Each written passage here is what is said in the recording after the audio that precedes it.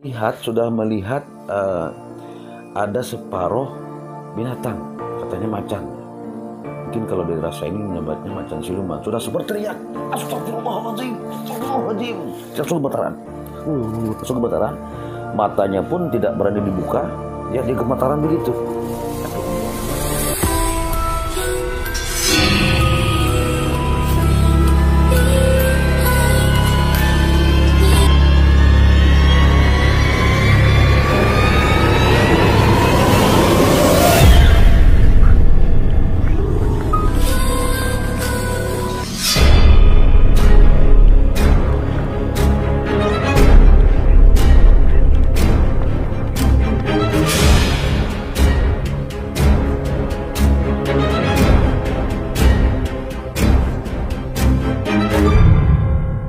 Assalamualaikum warahmatullahi wabarakatuh.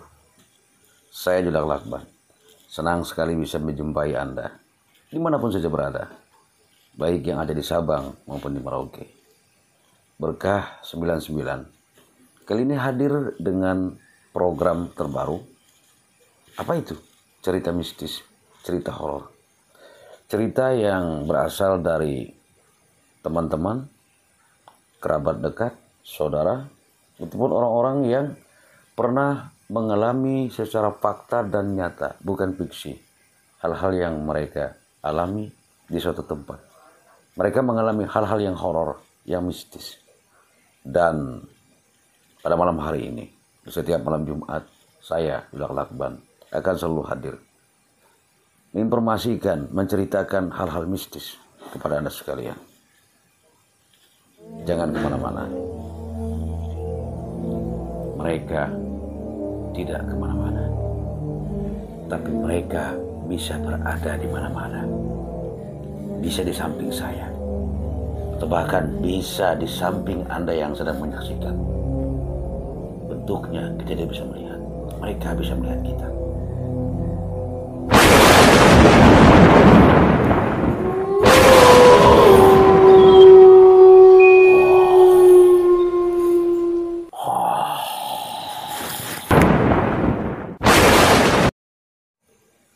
Malam ini saya akan bercerita horor, cerita mistis yang memang pernah dialami teman saya.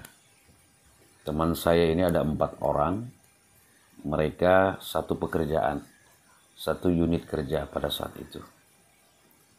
Yang pertama namanya Irianto, kemudian Juliansyah. Irianto dan Juliansyah ini kebetulan mereka bekerja di salah satu dinas instansi di tempat saya. Mereka sebagai operator sound system pada saat itu. Dan teman yang duanya itu Saibana dan Rohmat.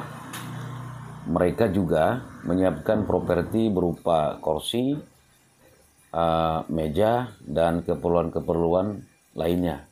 Nah, ceritanya bahwa mereka ini satu armada, satu transportasi pada saat itu dengan menggunakan mobil pick-up menuju ke salah satu desa. Jadi dalam transportasi tersebut sudah lengkap perangkat sound system, kemudian juga podium untuk pidato, sambutan-sambutan, kemudian juga ada kursi, dan perangkat-perangkat lainnya menuju ke salah satu desa dalam acara penegrian sekolah SMU pada saat itu. Artinya bahwa SMU ini SMU swasta yang dinegrikan. Nah, mereka berangkat dari tempat asal mereka itu sekitar pukul 17 atau hampir sholat maghrib. Ketika mereka mau berangkat, peralatan semuanya sudah dibuat ke dalam mobil. Tiba-tiba ada salah satu istri dari teman saya ini datang menemui suaminya sebelum berangkat dengan membawa kantongan kresek. Ya, kantongan kresek. Di dalamnya itu ada beberapa makanan, diantaranya ya nasi, kemudian ikan, kemudian juga sambal terasi, dan ada oseng-osengan kacang. Ya, pada saat itu. Kemudian Juliansyah ini, rekan kerjanya itu menegur, ini apa ya? Oh, ini makanan untuk nanti di jalan. Jadi dititip istri saya untuk bekal di jalan lah begitu. Oke. Nah, sementara waktu berjalan terus. Kalau tidak salah, cerita yang sempat saya dengar itu dari mereka, hampir jam 18 lewat, mereka menuju ke lokasi yang besoknya akan dilaksanakan acara peresmian salah satu sekolah ya. Sekolah yang dari swasta dinegerikan. Nah, jalan yang mereka lewati ini, mereka melewati salah satu jalan milik perusahaan. Jadi perusahaan ini pada saat itu masih baru, jadi jalannya pun asri dengan hutan. Sampai sekarang memang jalannya itu samping kiri dan kanannya hutan, betul-betul hutan itu. Agak sedikit gunung-gunung seperti itu ya, menanjak dan tidak ada aspalnya. Nah, jalannya pun dari tanah yang mudah sekali, licin kalau misalnya itu kena hujan. Ya. Nah, berangkatlah mereka, kemudian di kilometer 20 kalau tidak salah, itu sudah ditunggu salah satu petugas dari desa tersebut yang mengambil jalan simpang, ada jalan pintas. Artinya kalau mereka lurus, mengikuti jalan perusahaan ini lumayan jauh lah.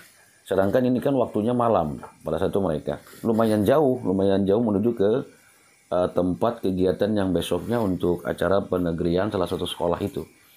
Jadi ada salah satu petugas yang menunggu di kilometer 20 kalau tidak salah. Kemudian petugas tersebut mengarahkan ke jalan pintas. Ya, jalan pintas. Nah, ya awal-awalnya mereka masuk ke jalan pintas tersebut tidak jadi masalah. Artinya mobil yang mereka gunakan kalau tidak salah pick up Panther ya, mobil Panther. Itu kan rendah sekali kalau misalnya lewat di jalan lumpur ya. Nah, pada awalnya mereka ini tidak menyangka bahwa jalan tersebut hampir pertengahan jalannya, lama-kelamaan itu ada jalan yang lumpur, becek sekali. Dan sepertinya itu mobilnya mudah amblas ya pada saat itu. Kemudian petugas ini tadi tidak terlihat lagi karena mungkin mengira bahwa mobil yang rekan-rekan dari kabupaten dari kabupaten menuju ke desa tersebut tidak jadi masalah gitu. Jadi petugas yang mengantar mereka menuju ke jalan pintas itu sudah duluan hilang ya ke desa tersebut mungkin pada saat itu. Nah, cerita horornya, cerita mistisnya ini itu ketika mobil mereka ini amblas. Ternyata ada jalan lumpur yang mengakibatkan keempat ban mobil pickup mereka ini tidak bisa bergerak. Sementara itu di belakangnya ini banyak sekali barang-barang yang lumayan berat pada saat itu. Jadi mereka turun semua berusaha untuk mendorong ya. Juga usaha mereka ini sia-sia karena memang mobilnya dibebani dengan barang-barang yang cukup berat gitu. Nah, kemudian ada beberapa inisiatif dari rekan-rekan mereka ini melihat bahwa ada salah satu mobil truk besar, truk perusahaan yang arahnya sama gitu, arahnya sama. Untung saja tidak terjadi sesuatu hal yang bisa mengakibatkan kecelakaan ya. Sama arah maksudnya. Kemudian mobil itu stop ya, berhenti di situ. Kemudian ditemui salah satu rekan 4 orang kalau tidak salah katanya menemui itu Bung Rahmat. Rekan berangkatnya dari Irianto, Juliansyah, Rahmat dan Saibana ini. Rahmat yang menghampiri minta tolong kalau bisa mobilnya ditarik ya, mobil pickup ini ditarik karena mereka sudah capek sekali. Sementara itu juga jarum jam sudah menunjukkan hampir pukul 21 malam, sementara mereka belum nyampai ke desa tersebut gitu. Nah, kemudian hasil dari koordinasi, hasil dari permohonan minta tolong kepada supir truk ini disetujui. Kemudian ditarik. Kemudian juga mereka punya tali tarik. Akhirnya mobil pickup yang membawa properti untuk kegiatan besok itu bisa bebas dari amblas itu tadi, dari lumpur tadi. Nah, kemudian cerita mistis ini berasal ya, kaki 4 orang ini di luar sopir mereka penuh dengan lumpur. Jadi ada salah satu Juliansyah kalau tidak salah yang menyampaikan usul kepada teman-temannya ini agar kakinya kita tidak berada di dalam di belakang mobil pickup yang penuh dengan barang ya, karena memang lumpur sekali, agar supaya maksudnya tidak kotor gitu. Karena kan di situ ada sound system, ada juga podium, ada kursi, ada gingset kalau tidak salah, agar tidak kotor. Maka sepakatlah. Nah, kemudian Juliansyah dengan Irianto ini menghadap ke kiri, artinya menghadap keluar, tapi mereka tetap duduk di samping kiri pinggiran mobil pickup ini loh. Ya, duduknya seperti itu. Nah, sementara si Rohmat dan Saibana juga berhadapan, mereka berlawanan arah. Karena kaki mereka memang becek ya, kotor, agar supaya tidak tidak mengotori barang-barang properti yang mereka bawa pada saat itu. Oke, sepakat gitu. Nah, karena merasa dahaga, merasa haus, mereka sambil minum. Kemudian juga roti yang dibawa juga sambil mereka nikmatin ya. Nah, si Juliansyah ini, rekan mereka si Juliansyah ini sudah merasa ada hal-hal yang berbau mistis ya. Bulu kuduknya pada saat itu berdiri. Memang kalau cerita dari masyarakat itu, memang di daerah tersebut itu lumayan angker ya, karena juga hutan ya. Katanya bahwa dia sudah melihat ada separuh binatang, katanya macan. Mungkin kalau di rasa ini menyebutnya macan siluman. Sudah separuh gitu. Sudah separuh menampakkan wujudnya. Nah, karena dia tidak mau cerita dengan teman-temannya, si Juliansyah ini tadi, takut mungkin teman-temannya berpikiran yang aneh-aneh. Kemudian dia ambil sedikit roti itu, dia kasih ya. Artinya kalau bahasa kita itu dikasih ke, entahlah itu orang gaib yang pasti dikasih. Oke. Nah, kemudian ini sudah hal mistis yang pertama. Hal mistis yang horor yang sangat mengerikan pada saat itu ya. Setelah Juliansyah ini melihat ada semacam macan siluman yang sudah menampakkan wujudnya separuh dari hutan yang begitu angker itu, karena memang tidak ada penerangan sama sekali, gelap gulita ya. Yang ada cuman penerangan dari cahaya lampu mobil yang mereka gunakan pada saat itu. Secara tiba-tiba, hampir 20 menit setelah Juliansyah ini melihat yang aneh, tiba-tiba rekan yang ada di belakangnya itu, namanya si Rohmat itu, Saibana itu, berteriak, "Astagfirullahaladzim, astagfirullahaladzim." Langsung gemetaran. Matanya pun tidak berani dibuka, ya, dia gemetaran begitu. Tapi untungnya pada saat itu, si Saibana ini tidak kesurupan, kemudian meloncat dan lari ke hutan ya. Sontak saja mungkin teman-temannya sudah berpikir, kalau sudah lari ke hutan, apa yang harus dilakukan? Ini suasana malam, itu sudah hampir larut malam itu. Kalau udah orang yang masuk ke hutan, nah itu sudah lain cerita ya. Tapi syukurnya si Saibana ini tetap posisinya di belakang Juliansyah. Ini fakta di kejadian yang memang dialami mereka pada saat itu. Karena memang mereka penyedia properti dari salah satu instansi pemerintah. Kalau misalnya ada kegiatan pemerintah itu, atau misalnya dari desa, dari kelurahan, dari kecamatan yang ingin menggunakan sarana dari kabupaten, baik itu kursi, podium, sound system, mereka lah yang berangkat ya. Jadi rekan-rekan yang lain terkejut itu.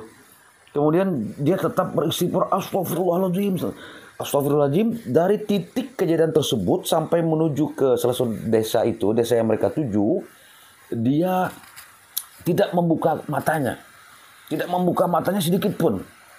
Ya, badannya pucat, ya, pucat pasi, gemetaran seperti itu dia.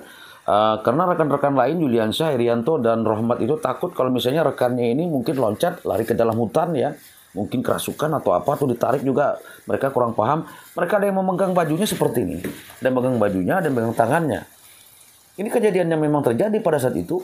Kemudian beberapa lama sampailah mereka ke salah satu desa yang mereka tuju untuk kegiatan besok ya. Si Saibana tetap posisinya tidak mau turun dari belakang mobil tersebut. Tidak mau turun begini. Astagfirullahaladzim, astagfirullahaladzim, astagfirullahaladzim.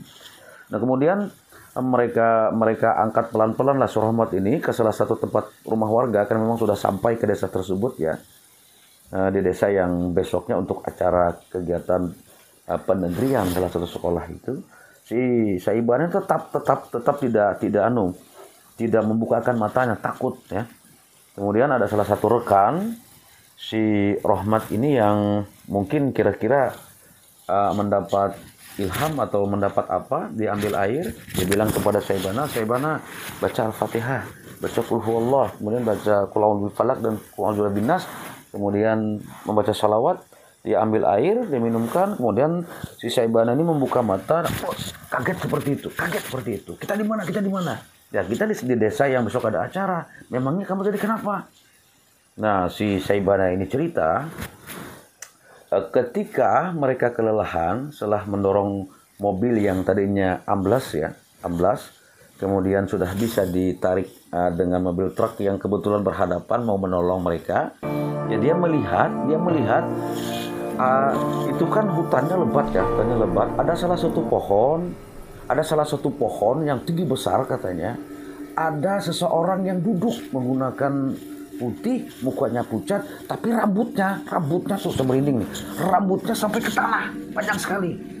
Dengan mata merah yang melotot ke arah dia gitu katanya. Mengarah ke Saibana tadi. Tentu saja kan Saibana ini tidak sengaja melihat, tapi mungkin biasanya kalau ada beberapa orang itu, satu orang yang biasanya kalau saya tidak keliru ya, ini kata-kata orang yang paham mengenai hal ini seperti ini. Kalau misalnya ada 1, 2, 3 orang, kalau misalnya yang nomor 4 ingin dia tunjukkan, katanya nomor 4 saja yang melihat. Katanya seperti itu. Jadi itulah yang menyebabkan sehingga Saibana ketika melihat itu di salah satu pohon besar dengan menggunakan gaun putih ya, mukanya pucat, rambutnya ini sampai ke tanah. Kalau dihitung katanya pohon hampir 10 meter lah pohon itu. Bayangkan. Ini cerita mistis yang luar biasa pada saat itu. Jadi setelah besok singkat ceritanya acaranya selesai ya. Acaranya sudah selesai, peresmian penegrian sekolah tersebut. Rombongan pemerintah kabupaten sudah kembali ke tempat. Nah ternyata nih mereka melihat ada beberapa mobil seperti Avanza, di mobil-mobil lain yang sejenis itu, kan mobilnya kan rendah itu ya. Di jalan seperti itu yang mereka lewati tadi malam tidak mungkin bisa tembus. Kok tidak ada becek sekalipun? Jadi mereka ini bingung. Sebenarnya tadi malam itu yang menyambut kita di persimpangan ke jalan pintas itu siapa? Mereka juga bertanya-tanya, kenapa dibawa ke jalan yang becek, yang mobil mereka saja seharusnya tidak bisa melewatin. Ternyata mereka salah arah. Pertanyaannya pun muncul. Mereka tidak terpikir siapa orang yang tadi malam itu mengarahkan mereka ke jalan pintas. Nah, mereka besoknya ketika rombongan dari kabupaten datang, ada yang menggunakan mobil seperti Avanza yang seharusnya tidak di jalan-jalan lumpur yang mereka lewati pun, mereka pun kemudian berpikir tidak mungkin jalan lumpur yang tadi malam membuat mobil mereka itu ambles ya, bahkan hanya bisa ditarik dengan truk yang besar itu bisa lolos di lumpur tersebut. Nah, artinya mereka membandingkan kok ada mobil Avanza dari rombongan tidak becek sekalipun. Artinya bukan berarti tidak ada becek lah sedikit ya, tapi tidak amblas gitu. Bisa sampai ke tujuan di mana acaranya berlangsung. Nah itulah beberapa hal mistis atau horor-horor teman-teman saya yang memang sempat berbincang-bincang dengan saya pada saat itu, dan saya menceritakan hal horor ini, hal mistis ini hanya untuk membuktikan bahwa ternyata memang hal-hal gaib itu ada dimanapun mereka berada. Mereka mungkin tidak kemana-mana, tapi mereka bisa saja berada di mana-mana. Bisa di samping saya, itu juga bisa di samping Anda. Sahabat YouTube, Berkah 99, Budak Lakban, dimanapun saja Anda berada, dari Sabang sampai dengan Merauke. Itu cerita mistis yang menceritakan pengalaman-pengalaman saudara-saudara, teman-teman saya, atau siapapun yang bertemu dengan saya, kemudian menceritakan hal mistis ini hal yang fakta, hal yang bukan fiksi, yang mereka alami, kemudian mereka ceritakan. Sehingga terciptalah konten ini. Dan tentunya, penggemar Berkah 99 Budak Lakban, dimanapun saja Anda berada, khususnya di daerah saya, kalau ada yang ingin menyampaikan bercerita horor dan mistis, ya, horor, mistis, kami selalu dengan tangan terbuka menerima saudaraku yang ingin bercerita bersama dengan Berkah 99. Bagaimana caranya? Cukup mudah, hubungi saja nomor di bawah ini. Ya, bercerita secara live dengan saya ataupun menceritakan dengan saya dan saya ceritakan. Tapi alangkah baiknya saksi hidupnya juga bisa bercerita bersama-sama. Biar Anda semua yakin bahwa yang saya ceritakan bukanlah fiksi, tetapi horor yang dialami semua orang dimanapun dia.